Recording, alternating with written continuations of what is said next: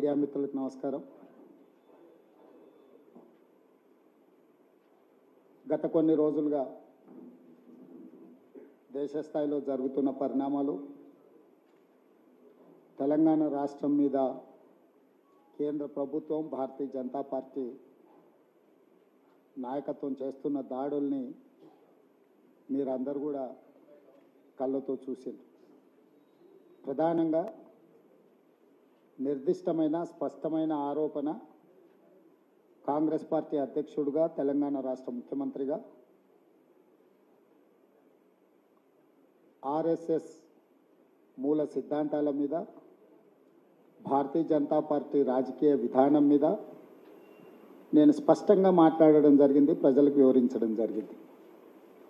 దాంట్లో ప్రధానంగా ఆర్ఎస్ఎస్ ఈ దేశంలో భారత రాజ్యాంగం ప్రకారం డాక్టర్ బాబాసాహెబ్ అంబేద్కర్ గారి నేతృత్వంలో సంక్రమించిన రిజర్వేషన్లను రద్దు చేయాలన్న ఆలోచన ఆర్ఎస్ఎస్ యొక్క మూల సిద్ధాంతము. ఈ మూల సిద్ధాంతాన్ని అమలు చేయడానికి వాళ్ళు ఒక రాజకీయ కార్యాచరణను ఎన్నుకున్నారు. ఆ రాజకీయ కార్యాచరణ పేరే భారతీయ జనతా పార్టీ. ఈ భారతీయ జనతా పార్టీ సమయము, సందర్భము, అవకాశం వచ్చిన ప్రతి సందర్భంలో ఏ విధంగానైనా రాజ్యాంగాన్ని మార్చి, రాజ్యాంగం ద్వారా సంక్రమించిన ఎస్సీ ఎస్టీ రిజర్వేషన్లను, ఆ తర్వాత ఇచ్చిన కులాల ప్రాతిపదికన ఇచ్చిన ఓబీసీ రిజర్వేషన్లను రద్దు చేయాలనేదే వాళ్ళ ఎజెండా. దీనికి సంబంధించి నేను ప్రస్తావించి, నేను వివరాలతో కూడుకున్న ప్రెస్ మీట్లు పెట్టడం కానీ, బహిరంగంగా మాట్లాడడం కానీ జరిగింది.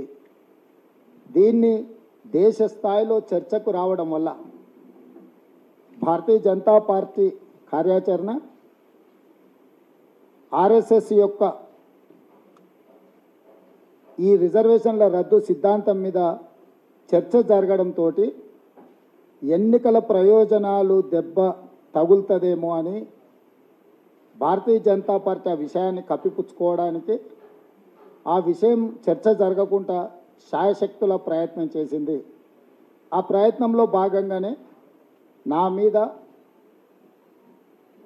ఢిల్లీలో మినిస్ట్రీ ఆఫ్ హోమ్ అఫేర్స్ స్వయంగా కేంద్ర హోంశాఖనే ఫిర్యాదు చేసి నా మీద అక్రమ కేసులు పెట్టి, ఆ అక్రమ కేసుల నోటీసు నాతో పాటు కాంగ్రెస్ పార్టీ సోషల్ మీడియా పనిచేసే వాళ్ళందరినీ 5-6 మందికి నోటీసులు ఇచ్చి గాంధీ భవన్కి వచ్చి ధైర్యంగా మాకు నోటీసులు ఇచ్చి ఈరోజు ఢిల్లీలో హాజరు కావాలని హుకుం జారీ చేసి,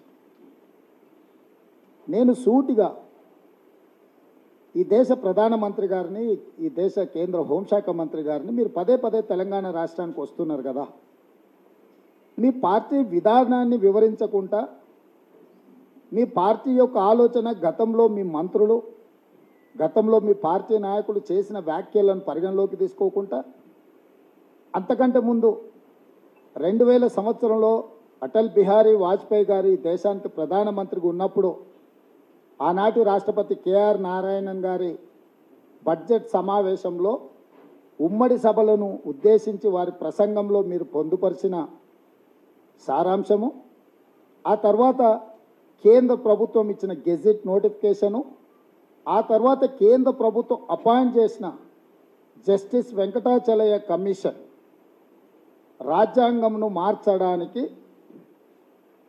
తీసుకోవలసిన చర్యలను, సూచనలను జస్టిస్ వెంకటాచలయ్య కమిషన్ అపాయింట్ చేసి, వారితో 10 మంది రాజ్యాంగ నిపుణులను అందులో చేర్చి 2002లో వారు ఇచ్చిన సూచనలు మీరు దాచిపెట్టుకొని ఈరోజు రహస్య ఎజెండాగా మార్చుకొని 2024 ఎన్నికల్లో మీ పార్టీకి 2/3 మెజారిటీ వస్తే 2/3 మెజారిటీతోని రాజ్యాంగాన్ని మార్చడానికి మీరు వేసుకున్న ప్రణాళికలను నేను ప్రస్తావించిన, నేను ఇంత విస్పష్టంగా, నిర్దిష్టంగా ప్రధాన ప్రతిపక్ష పార్టీ కాంగ్రెస్ పార్టీ ఈ దేశానికి ఎస్సీ ఎస్టీ ఓబీసీ రిజర్వేషన్లు ఇచ్చిన పార్టీగా, ఆ పార్టీ ముఖ్యమంత్రిగా మీ మీద ఆధారాలతో కూడుకున్న ఆరోపణలు నేను చేస్తున్నప్పుడు ప్రభుత్వం వివరణ ఇచ్చుకోవడం కానీ, ప్రభుత్వం ఒకవేళ వాళ్ళు చేయాలనుకుంటున్న చర్యల వల్ల సమాజానికి నష్టం జరుగుతుంది అనుకుంటే సవరించుకోవడం కానీ చేయకుండా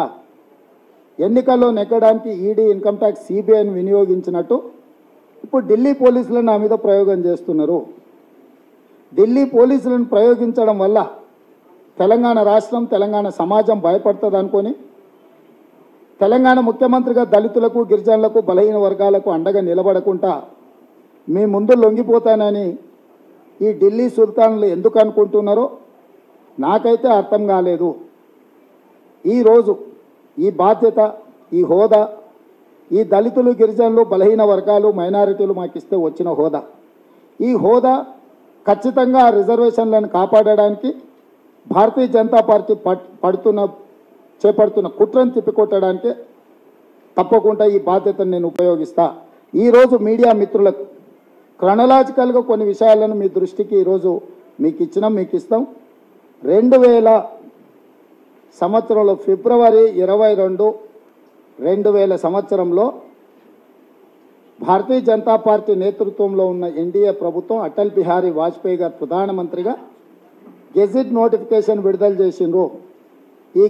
ఈ గెజిట్ నోటిఫికేషన్లో ఒక పారాగ్రాఫ్ నేను చదివి వినిపిస్తాను. Whereas the national agenda for governance contains a pledge that a commission shall be appointed to review the Constitution of India in the light of more than 50 years of its working and make suitable recommendations for any possible changes, and this pledge was affirmed in the President's address followed by a motion of thanks from the both House of Parliament. స్పష్టంగా ఉభయ సభలను ఉద్దేశించి ఆనాటి రాష్ట్రపతి KR Narayanan గారు మాట్లాడిన ప్రసంగం తర్వాత మేము ఒక కమిషన్ అపాయింట్ చేస్తున్నాము అని గెజిట్ నోటిఫికేషన్. ఈ గెజిట్ నోటిఫికేషను మీలాగా ఫేక్ వీడియోలను, ఫేక్ లేకపోతే ఆధారాలను సృష్టించలేదు. గవర్నమెంట్ ఆఫ్ ఇండియా దగ్గర పార్లమెంట్లో ఈ గెజిట్ నోటిఫికేషన్ ఉంటుంది. దీని తర్వాత ఈ గెజిట్ నోటిఫికేషనే ప్రధానమైన ఆధారం. మీరు రాజ్యాంగాన్ని మార్చాలనుకుంటున్నారు. ఈ రాజ్యాంగం మార్చడానికి దీని తర్వాత జస్టిస్ వెంకటాచలయ కమిషన్ చైర్మన్గా, వారితో పాటు 10 మంది సభ్యులు, మన ప్రాంతానికి సంబంధించిన నాకు తెలిసి జస్టిస్ జీవన్ రెడ్డి గారు కూడా ఇందులో సభ్యులు. వీరే కాదు, ప్రతిభా భారతి గారి తండ్రి వారు కూడా ఈ 10 మందిలో ఒకరని నేను భావిస్తున్నా. వాటి వివరాలు మీడియా మిత్రులు ఒకసారి సేకరించాలి. వాళ్ళు 2002లో స్పష్టమైన నివేదిక ఇచ్చిండ్రు ఆనాటి ప్రభుత్వానికి. 2000 సంవత్సరంలో కమిషన్ అపాయింట్ చేస్తే 2002లో రాజ్యాంగాన్ని ఏ విధంగా సవరించాలి, ఏమేమి సవరించాలి, మిగతా విషయాలకు సంబంధించి నివేదిక ఇచ్చిండ్రు. ఇప్పుడు ఆ నివేదిక అందుబాటులో లేదు. ఆ రోజు ఎందుకు రాజ్యాంగాన్ని సవరించలేదంటే 2004లో ఈ దేశ ప్రజలు షైనింగ్ ఇండియా అని ఎన్డీఏ ఎలక్షన్కి వెళ్తే ప్రజలు తిరస్కరించి యూపీఏ 1 శ్రీమతి సోనియా గాంధీ గారి నేతృత్వంలో కాంగ్రెస్ పార్టీని అధికారంలోకి తెచ్చిండ్రు. కాబట్టి ఆనాడు రాజ్యాంగాన్ని మార్చే ప్రమాదం మనకు తప్పింది. ఆ తర్వాత 1-2 ఆర్ఎస్ఎస్ మూలాలు ఉన్న, ఆర్ఎస్ఎస్ బాధ్యులైన వాళ్ళు ఇచ్చిన స్టేట్మెంట్లు, వాళ్ళు రాసిన పుస్తకాలలో విషయాలను కూడా నేను ఈరోజు ఇక్కడ చెప్పదలుచుకున్నాను. ఆర్ఎస్ 2వ సర్సంఘ చాలక్ మాధవ్ సదాశివరావు గోల్వాల్కర్, వారు గోల్వాల్కర్గా పెద్దలు చాలామందికి పరిచయం సమాజానికంతా. 1960లో రచించిన 2 పుస్తకాల్లో దళితులకు సమానత్వం, హక్కులు లేని హిందూ రాష్ట్రమే మేలు అని రాశారు. అంటే దళితులకు సమానత్వం ఇస్తే హక్కు లేని దానికంటే హక్కులు లేని హిందూ రాష్ట్రమే మేలు. దురదృష్టవశాత్తు రాజ్యాంగం అందరికీ సమాన హక్కులు కల్పించిందని కూడా ఆయన పుస్తకంలో స్పష్టంగా రాశారు.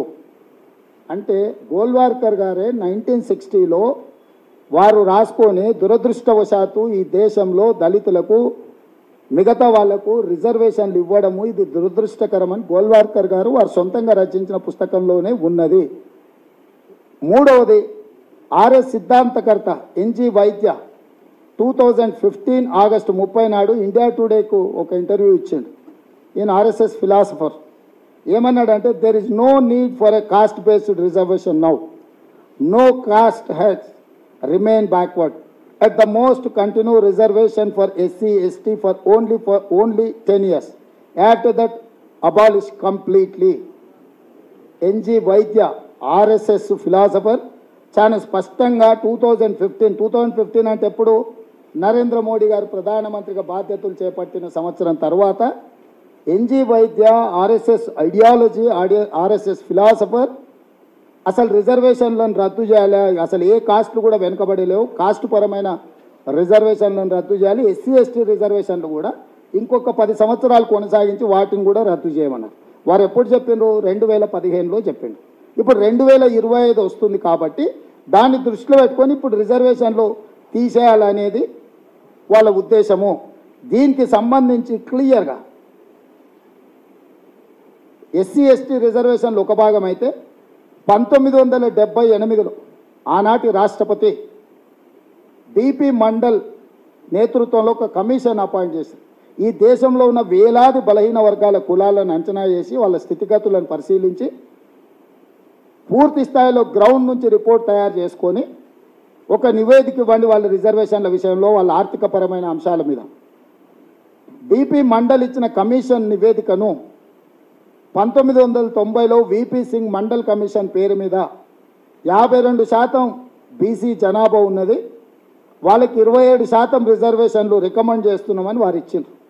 ఆ రికమెండేషన్ని విపి సింగ్ గారు అమలు చేసినప్పుడు దేశం మొత్తం మండల్ కమిషన్కు వ్యతిరేకంగా భారతీయ జనతా పార్టీ కమండల్ పేరు మీద ఎల్కే అద్వానీ గారు రథయాత్ర చేపట్టి దేశం మొత్తాన్ని ఈ మండల్ కమిషన్ వర్సెస్ అంటే యాంటీ రిజర్వేషన్ మూమెంట్ దేశంలో పెద్ద ఎత్తున ఉధృతంగా భారతీయ జనతా పార్టీకి సంబంధించిన ఆర్ఎస్ఎస్కు సంబంధించిన శ్రేణులు దేశం మొత్తంలో ఒక పెద్ద ఉద్యమాన్ని తీసుకొచ్చారు. మన ప్రాంతంలో 1990 తర్వాత ఈ రాష్ట్రంలో ఆనాటి ఉమ్మడి రాష్ట్రంలో కూడా యాంటీ రిజర్వేషన్ మూమెంట్ ఎంత ఉధృతంగా జరిగిందో, పిల్లలు కాల్చుకొని చచ్చిపోయిందో మీరు అందరు చూసిండ్రు. అదే సమయంలో కోర్టుకు కూడా వెళ్ళింది. 9 మంది జడ్జిలు ఉండే ధర్మాసనం రిజర్వేషన్లు న్యాయసమ్మతమే, రిజర్వేషన్లను కొనసాగించాల్సిందే, ఇంతకంటే పెంచాలనుకున్నప్పుడు బలహీన వర్గాల యొక్క జనాభా లెక్కించి జనాభాను ప్రాతిపదికన మీరు రిజర్వేషన్లు పెంచాలి అని అప్పర్ లిమిట్ 50%కు క్యాప్ పెట్టారు. అంటే అప్పటికి 15% ఎస్సీలకు, 7.5% ఎస్టీలకు, 22.5% వీళ్ళకి రిజర్వేషన్లు ఉన్నాయి. ఇంకొక 27% బీసీలకు ఇస్తే 49.5% అయింది. 50% మించకుండా రిజర్వేషన్లను అమలు చేయండి. ఒకవేళ 50% అనే పరిమితిని తొలగించాలంటే ఈ దేశంలో బీసీల జనాభాను మొత్తం లెక్కించి ఆ జనాభాను మొత్తం గుర్తించిన తర్వాత మీరు 50% పరిధి దాటే నిబంధనను అప్పుడు మాత్రమే తొలగించడానికి అవకాశం ఉంటుందని Indira Sawhney versus Union of India కేసులో స్పష్టంగా చెప్పింది. భారత్ జోడో యాత్ర సందర్భంగా రాహుల్ గాంధీ గారు కన్యాకుమారి నుంచి కశ్మీర్ వరకు పాదయాత్ర చేసినప్పుడు ఈ దేశంలో ఉన్న మూలవాసులైన దళితులు కావచ్చు, గిరిజనులు కావచ్చు, బలహీన వర్గాలు కావచ్చు, రాహుల్ గాంధీ గారిని పదే కలిసి మీరు రాజ్యాంగబద్ధంగా ఎస్సీ ఎస్టీలకు రిజర్వేషన్లు ఇచ్చిండ్రు, మాకు కూడా రాజ్యాంగ భద్రత కల్పించి మా రిజర్వేషన్ల శాతాన్ని కూడా పెంచాలి అని రాహుల్ గాంధీ గారికి వినతి పత్రాలు ఇవ్వడము, రాహుల్ గాంధీ గారు ఆ వాదనతో ఏకీభవించడం, రాహుల్ గాంధీ గారు కాంగ్రెస్ పార్టీ విధానంలో ఎక్కడ అధికారంలో వచ్చినా కాంగ్రెస్ పార్టీ రాష్ట్రాలలో కానీ అదేవిధంగా కేంద్రంలో అధికారం వస్తే ఈ దేశంలో ఉండే బలహీన వర్గాల జనాభాను మొత్తం లెక్కించి 50% అనే నిబంధనను తొలగించి వాళ్ళ రిజర్వేషన్లు పెంచుతామని కాంగ్రెస్ పార్టీ విస్పష్టమైన విధానాన్ని తీసుకున్నది. ఆ విధానంలో భాగంగానే మా ప్రభుత్వం వచ్చిన ఎంబడే మంత్రివర్గంలో ఆమోదింపజేసుకొని శాసనసభలో చర్చ చేసి బీసీ జనాభాను లెక్కించడానికి అపాయింట్ చేసుకుంటా గవర్నమెంట్ నిధులు కూడా మేము ఇవ్వడం జరిగింది. ఇది మా విధానం. ఎంబడే భారతీయ జనతా పార్టీ అప్రమత్తమై మేము తొలగించాలనుకుంటున్న రిజర్వేషన్లను ఇంకా పెంచి కొనసాగించాలనుకుంటుంది కాంగ్రెస్ పార్టీ అనే ఆలోచనతో ఈ ఎన్నికల్లో అబ్కీ బార్ 400 పార్ అని ఒక స్లోగన్ తీసుకొని వచ్చారు. ఎందుకు ఈ 400 అనేది ఇక్కడ కీలకం. ఇదే నేను దేశ ప్రజలకు వివరించడానికి ప్రయత్నం చేస్తున్నా. రాజ్యాంగంలో రిజర్వేషన్లు మౌలిక మూల సూత్రాలను రాజ్యాంగంలో సవరించాలంటే 2/3 మెజార్టీ లోక్సభలో కావాలి. అదేవిధంగా 50% పైగా రాష్ట్రాలు శాసనసభలో కూడా దీన్ని ఆమోదించాలి.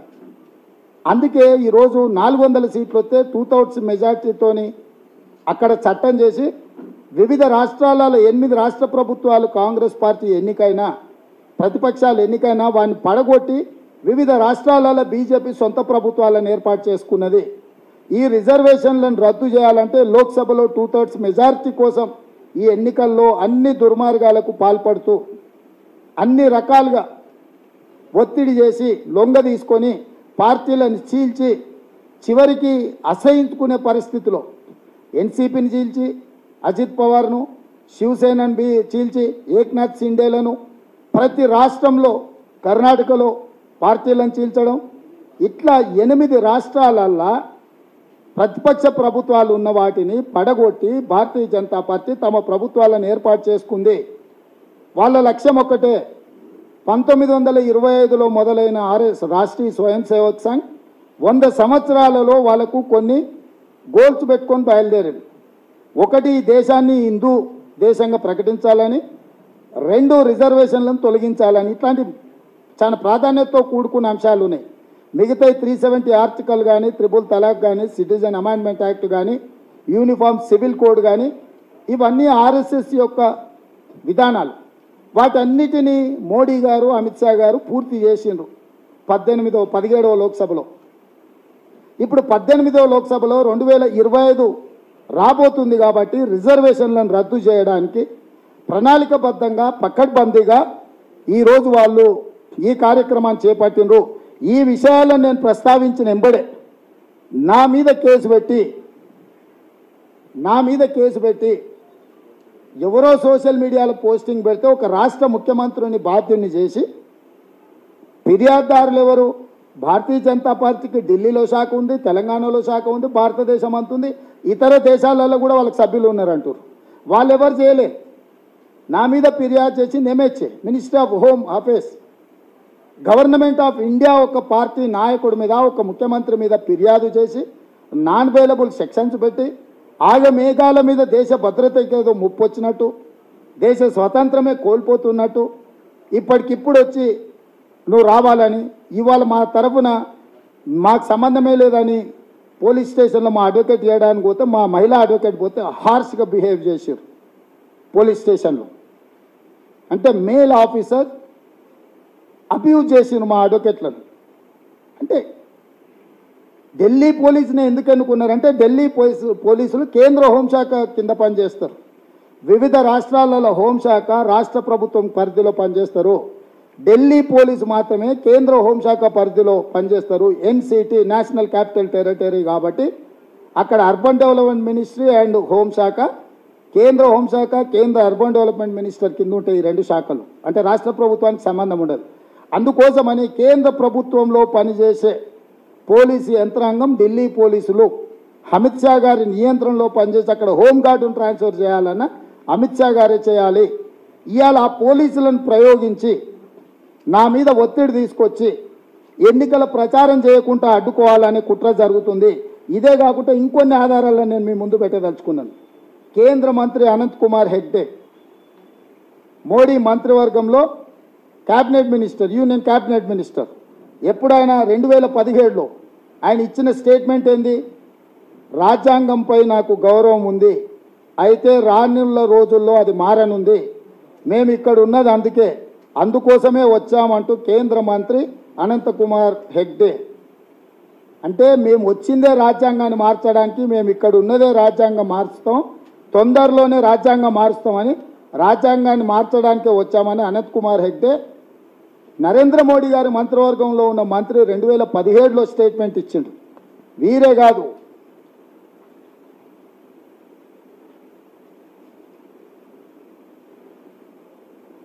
Speaker Sumitra Mahajan, Lok Sabha speaker 2014 to 2019 వరకు ఉన్న లోక్సభ స్పీకర్, రిజర్వేషన్ల అభివృద్ధిని తీసుకొస్తాయా? స్పీకర్ సుమిత్రా మహాజన్ కేవలం సామాజిక సమానత్వం కోసం అంబేద్కర్ అప్పట్లో రిజర్వేషన్ల వ్యవస్థను ప్రవేశపెట్టారు.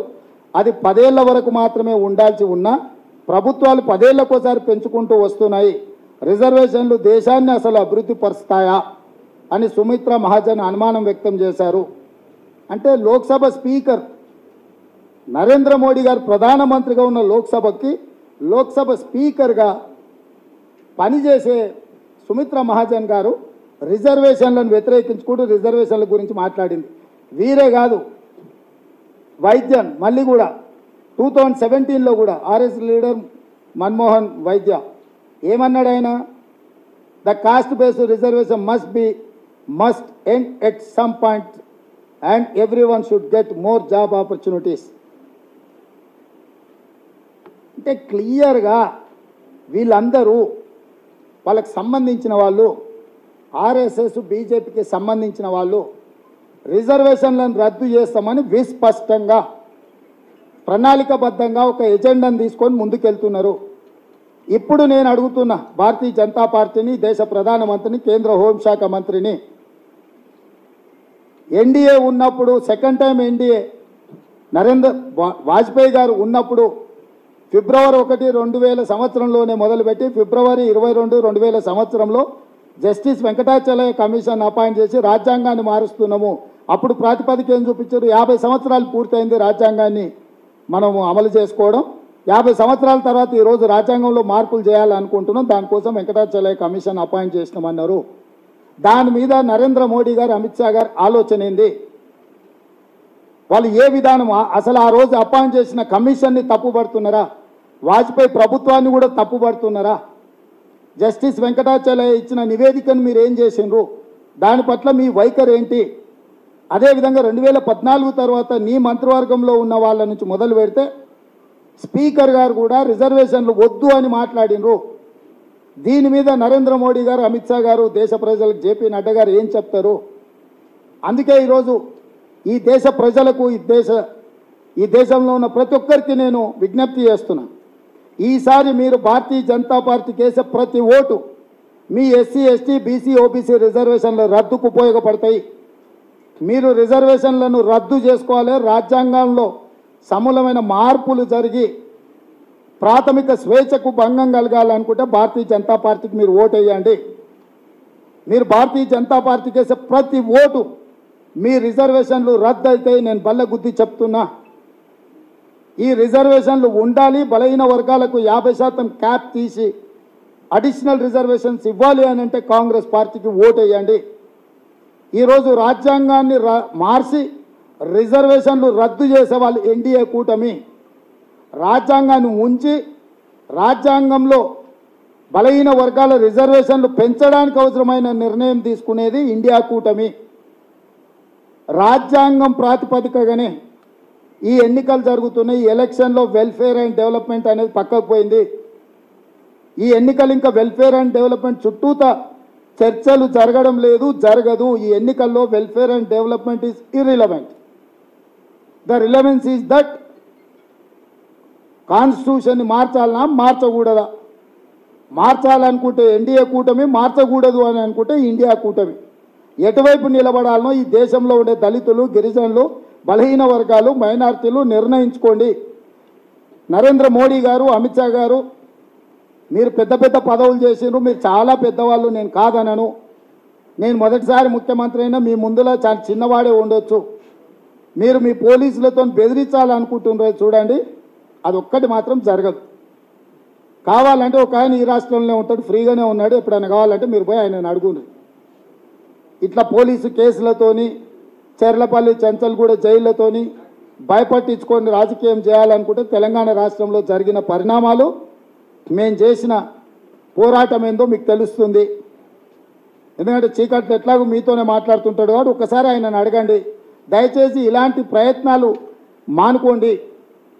మీరు చాలా పెద్దవాళ్ళు, మీరు మీ సిద్ధాంతాన్ని చెప్పుకోండి. మేము చెప్తున్నాం మీ సిద్ధాంతము, మీ విధానాన్ని మేము చెప్తున్నాము, ఆధారాలు బయట పెట్టినాము.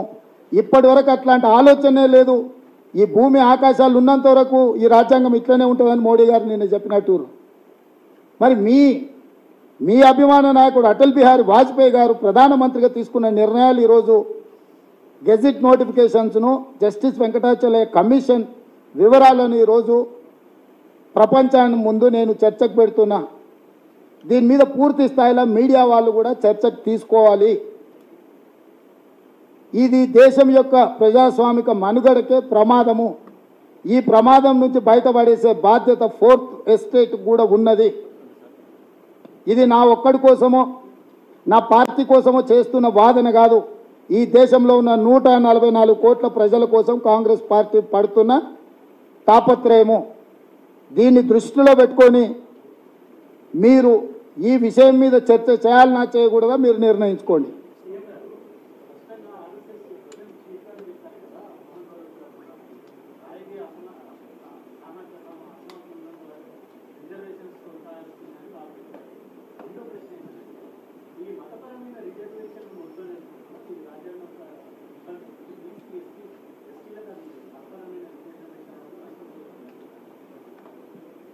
ఈ దేశంలో మతపరమైన రిజర్వేషనే లేదు, మీ అపోహ. ముస్లింలకు ఇచ్చిన రిజర్వేషన్ బీసీ ఈ గ్రూప్ కింద ఇచ్చారు. మీ అపోహలతోని దేశాన్ని ప్రమాదం వైపు నెట్టకండి. ఏబిసిడిఈ డి వరకు ఈ వరకు రిజర్వేషన్లు ఉన్నాయి. బీసీ ఈ గ్రూప్లో వాళ్ళకి రిజర్వేషన్లు ఇచ్చారు. ఈ రిజర్వేషన్ల కంటే చాలా ముందే దూదేకులకు వాళ్ళందరికీ కూడా రిజర్వేషన్లు ఉన్నాయి. ఒకవేళ కావాలంటే మీరు ఎవరికైనా అవగాహన లేకపోతే దానికి అవగాహన ఉన్న రాజ్యాంగం పట్ల కొంత అవగాహన ఉన్న న్యాయ నిపుణులతో మీరు సంప్రదించండి. ప్రజల్ని తప్పుదోవ పట్టించి ఎమోషన్స్తోని ఆడుకోవాలని చూస్తున్నారు. ఇంత మాట్లాడే వీళ్ళు గోవధకు వ్యతిరేకమైన వాళ్ళు. లూలు బ్రదర్స్ అని కేరళ ముస్లిం ఇన్వెస్టర్, ఆయనకు గుజరాత్లో అండ్ ఉత్తరప్రదేశ్లో ఆయన స్లాటర్ హౌస్లు ఉన్నాయి. వీళ్ళే పర్మిషన్ ఇచ్చిండ్రు.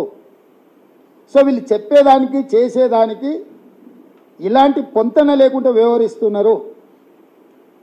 ఇప్పుడు క్లియర్గా గోల్వార్కర్ గారు రాసిన పుస్తకం లైబ్రరీలు ఉంది కదా ఆర్ఎస్ఎస్కు, అది తప్పిదమంటారా మోహన్ భగవత్ గారు?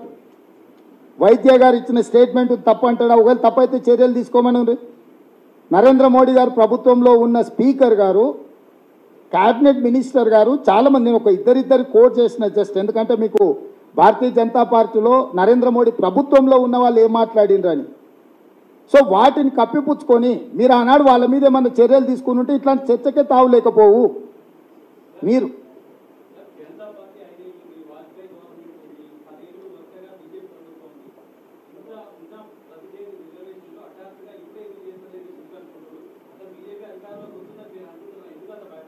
నేను భయపడట్లేదు, సమాజాన్ని వాళ్ళు భయపెడుతున్నారు. 400 సీట్లు ఎప్పుడైతే అడుగుతుండ్రో నేను అందుకే చెప్పిన, రాజ్యాంగం యొక్క పరిమితులు చెప్పిన 2/3 మెజారిటీ ఉంటే తప్ప ఈ కాన్స్టిట్యూషన్లో ఈ అమెండ్మెంట్ చేయలేరు. 50% పైగా రాష్ట్రాలలో ప్రభుత్వాలు ఆమోదిస్తేనే రాజ్యాంగం ఇదవుతుంది.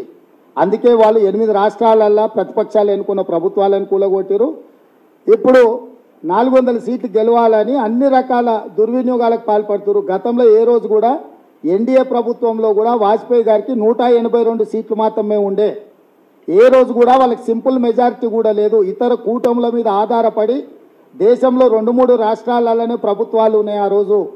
కాబట్టి ఆ రోజు వీళ్ళు అనుకున్న ఆ ఆలోచనను అమలు చేయడానికి రాజ్యాంగమైన పరిమితులు అడ్డుపడ్డాయి. ఈరోజు అవన్నీ దాటుకుంటూ వచ్చి ఇంకెట్లయినా చేయాల్సిందే, ఈ విధానాన్ని అమలు చేయాల్సిందే. అందుకే 400 సీట్లు కావాలని అన్ని అరాచకాలు, అభ్యర్థులను భయపెట్టించి ఉపసంహరించ చేసుకొని ఏకగ్రీవం ఎన్నికలు చేసుకుంటారు. ఈ కాలంలో ఈ దేశంలో వార్డు మెంబర్ కూడా ఏకగ్రీవం అవడం అంత ఆషామాషి కాదు. ఇద్దరిద్దరు ఎంపీలు ఏకగ్రీవంగా ఒత్తిడి తీసుకొచ్చి బీజేపీ వాళ్ళు అవుతున్నారంటే ఏం జరుగుతుంది ఈ దేశంలో మీరు ఆలోచన చేయండి.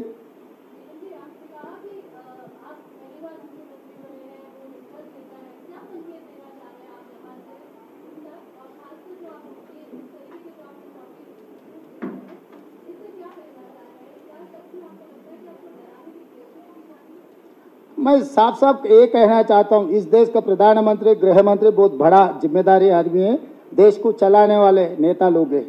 क्योंकि 13 साल मुख्यमंत्री था नरेंद्र मोदी जी और 10 साल प्रधानमंत्री. गृह मंत्री भी बहुत सारे सालों से राजनीति में हैं. तो ये लोग ऐसा आदत हो गए कि हर किसी को हम डरा सकते, धमका सकते, हम चुनाव जीतने के लिए हम सब कुछ कर सकते. मैं ये बात साफ कहना चाहता हूँ, उन लोग ये सोच रहे कि ये बच्चा परसों मुख्यमंत्री बने, चाहे तो दिल्ली पुलिस को भेज दे तो डर कर ये कुछ मामला नहीं उठाने वाले, आरक्षण के बारे में ये नहीं बोलना है. ये आरक्षण हम दिए, ये संविधान हम दिए, ये संविधान बचाने का, आरक्षण को आगे ले जाने का जिम्मेदारी हमारे ऊपर है. तो जिम्मेदारी से ज़्यादा कोई जिम्मेदारी मेरे लिए नहीं है. मैं किसी के लिए, आपको तो पता है हम किसी को डरते या नहीं डरते, पुलिस या जेल से हम डराए नहीं तो वो सोचदार को हराए नहीं हराए आपको पता है। तो इसीलिए मैं बात साफ कहना चाहता हूँ, भाई आप बड़े जिम्मेदारी में बैठा हुआ है तो बड़े जिम्मेदारी से जवाब दो। किसी को डरा के धमकाने से कोई कुछ फायदा नहीं है। ये सब सारे एविडेंसेस बाहर नहीं बोलना, इतना ही है उन लोगों का मकसद। और क्या, अभी उन लोगों को दिक्कत यह आ गई कि पूरा देश सोच रहे, दलित, आदिवासी, ओबीसी सब लोग आज सोचने में लग गए, अरे भाई आगे अगर भारतीय जनता पार्टी को हम वोट दिए तो SC ST reservation and OBC reservation निकालने वाले, संविधान को बदलने वाले, तो ये नुकसान सीधा सीधा उनके घर को पहुंच रहा है। अभी चुनाव में वेलफेयर एंड डेवलपमेंट के बारे में कोई चर्चा नहीं है।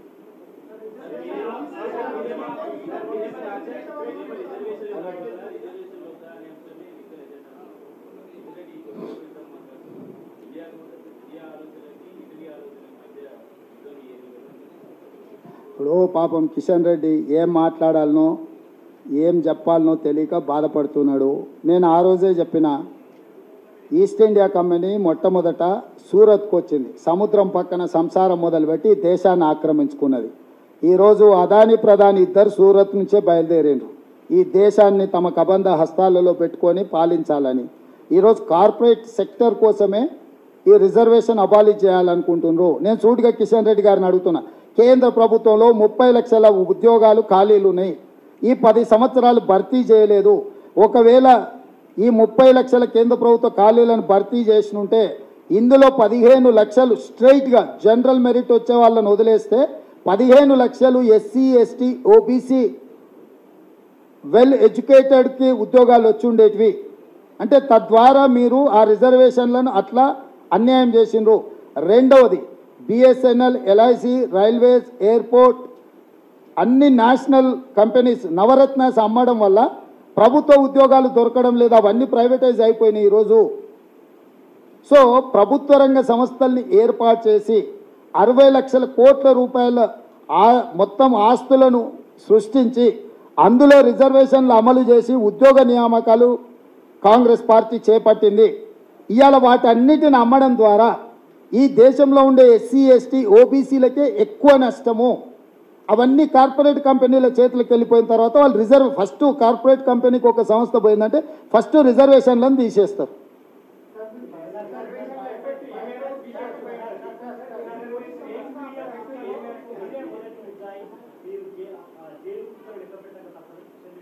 ఇప్పుడు కిషన్ రెడ్డి పోకిరి మాటలకు ఏముంటుంది, ముఖ్యమంత్రి ఎవడైనా ఫేక్ వీడియోలు తయారు చేస్తాడా, బుర్రునే మాట్లాడుతుర్రా ఎవరైనా? నేను ఇంత నిర్దిష్టంగా నేనే కూర్చొని మాట్లాడుతున్నా, నేను మాట్లాడిన వీడియోలే మీరు లైవ్ వేసుకుంటున్నారు. వాళ్ళు రిజర్వేషన్లు రద్దు చేస్తామని ఇంకా ఫేక్ తయారు చేయాల్సిన అవసరం నాకేముంది? ఏమన్నా అంటే కొంచెం కామన్ సెన్స్ లాజిక్ అప్లై చేయండి. నేను ఓపెన్గా ప్రెస్ మీట్ పెట్టి బహిరంగ సభలల్లో yes Bharatiya Janata party RS రిజర్వేషన్లు రద్దు చేస్తుందని నేను చెప్తున్నాను, ఇంకా మళ్ళీ ఫేక్ వీడియో ఎందుకే?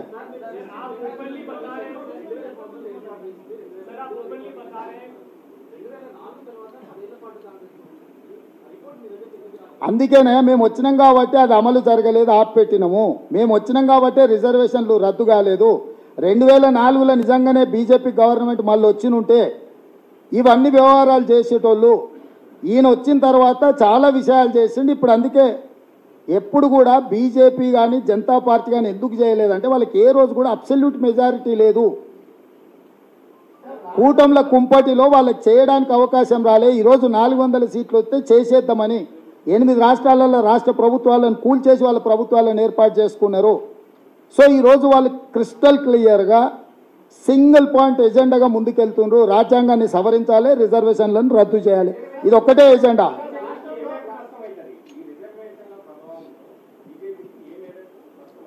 అది మీరు చెప్పాలి, నాకైతే తెలుస్తుంది. ప్రజలకు నష్టం అవుతుంది, దళితులకు, గిరిజనులకు, బలహీన వర్గాలకు 100% నష్టం అవుతుంది.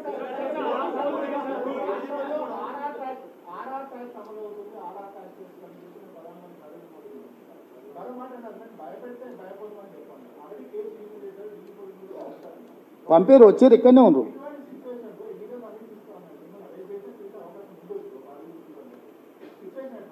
ఎట్లుంటుందా ఎదుర్కొంటా. నేను అదే చెప్పిన, ఒక ఆయనకు అనుభవం ఉంది, 10 ఏళ్ళు గట్లనే చూసింది కదా, ఆయన అడుగురు అని చెప్తాను. ఆయన కన్సల్టెంట్గా పెట్టుకోండి అని సజెషన్ చేస్తున్న వాళ్ళకు. ఇట్లనే బెదిరిస్తే ఏమైతే చివరికి ప్రజలు ఏం తీర్పిస్తారు? తెలంగాణ ప్రజలు ఇది నా మీద దాడి కాదు, తెలంగాణ ప్రజల మీద దాడి, దళితులు గిరిజనుల మీద దాడి. నేనేం నా సొంత ఎజెండా లేదు, నా సొంత మేనిఫెస్టో లేదు. నేను దళితుల గిరిజనులకు ఓబీసీలకు రిజర్వేషన్లు ఉండాలి, పెంచాలి అంటున్నా. అట్లా మాట్లాడితే నిన్ను లోపలేస్తామని మోడీ అమిత్ షా గారు అంటున్నారు. మీరు ఎటువైపు నిలబడతారో మీరు ఆలోచన చేసుకొని నిలబడి ఉండ్రి.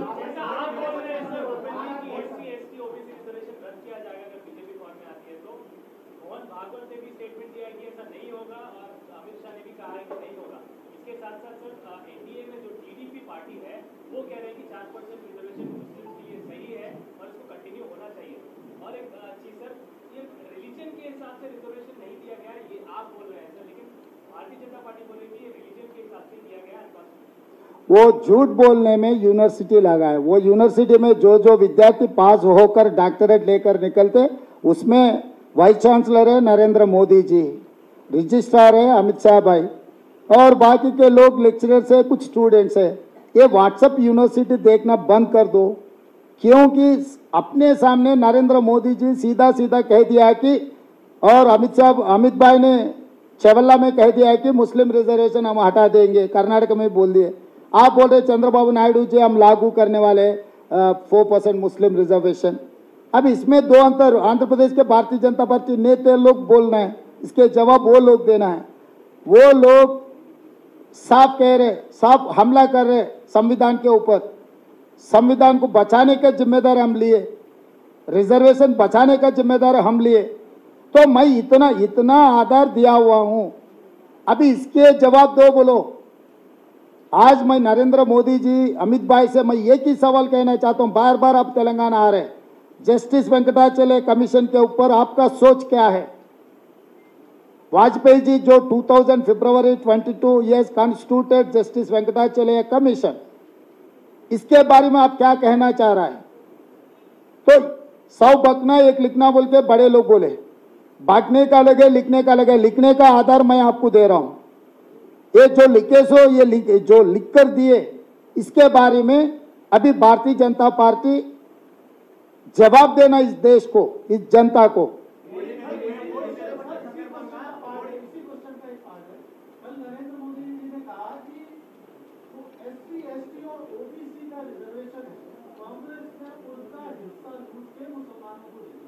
और मैं कसम खाता हूं कि मैं जब तक जिंदा हूं वो मुसलमानों का रिजर्वेशन खत्म करते जाऊंगा।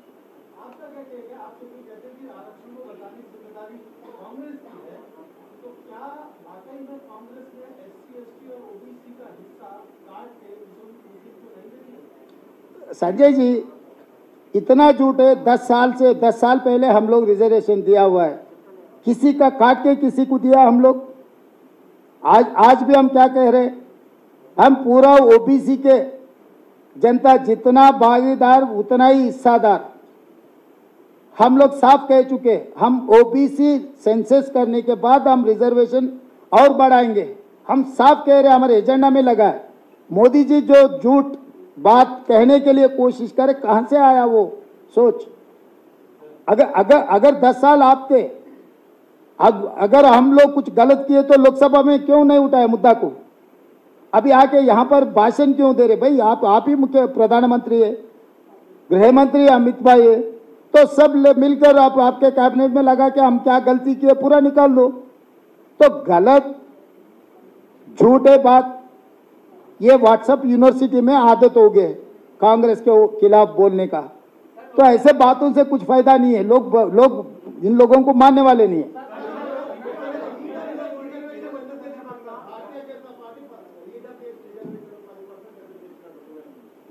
వాళ్ళు ఏ ఎలక్షన్కు ఆ ఎలక్షన్కు ఏ ఆలోచన కావాలనో ఆలోచన చేస్తారు. అప్పటికాటికి తాత్కాలికమైన లబ్ధి కోసం రాజకీయ ఫిరాయింపులు తప్పని ఒకరోజు మాట్లాడినరు. ఈ రోజు ఫిరాయింపులు లేకుండా ఏ రోజైనా వాళ్ళ డే తెల్లారుతుందా?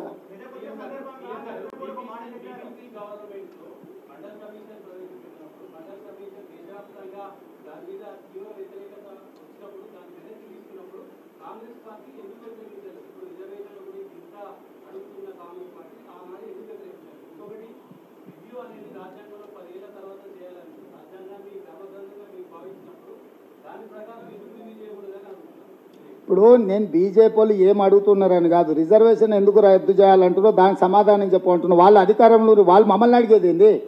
వాళ్ళ చేతుల్లోనే అధికారం ఉంది. అడిగే బాధ్యత ప్రతిపక్షాంది, చెప్పే బాధ్యత పాలకపక్షాంది. వాళ్ళు చేస్తున్న తప్పులు మేము లేవనెత్తున్నాం, దాని మీద జవాబు చెప్పమని ఉంది. అవును, ఆమె స్పీకర్ గుండి చేసింది అంటున్నా. ఇప్పుడు నిర్ణయం చేయాల్సింది నరేంద్ర మోడీ గారు. ఆయనే ప్రధానమంత్రికి దేశానికి దిగిపోయిందా? దిగిపోతే మేము జవాబు చెప్తాం. ఆయన దిగిపోమని ఉంటే మేము వచ్చి కూర్చున్నాక నువ్వు చెప్పే అడిగే ప్రశ్నలకు అన్నిటికీ సమాధానం చెప్తాం.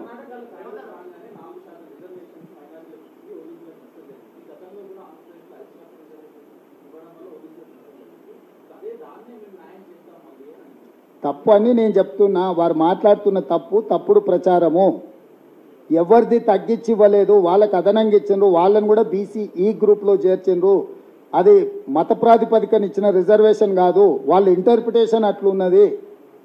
వాళ్ళు దాన్ని వాళ్ళకి కావలసినట్టు అనుకూలంగా మార్చుకొని మాట్లాడుతున్నారు. జనాభాను లెక్కగట్టి జనాభా ప్రాతిపదికన మేము రిజర్వేషన్లు పెంచుతామని చెప్తున్నాము. మేము అందుకే బీసీ జనాభాను లెక్కించమని ఆదేశాలు ఇచ్చినాము. బీహార్లో మేము లెక్క పెట్టినాము, రాజస్థాన్లో మేము లెక్క పెట్టినాము, తెలంగాణలో మేము ఆదేశాలు ఇచ్చినాము. ఎక్కడెక్కడ రాష్ట్ర ప్రభుత్వాలు మా ఉన్నాయో అన్ని దగ్గరలో మేము ఆదేశాలు ఇస్తున్నాము. కేంద్రంలో అధికారంకి వచ్చిన తర్వాత ఈ రిజర్వేషన్లు పెంచేది కూడా మేము అమలు చేస్తాము.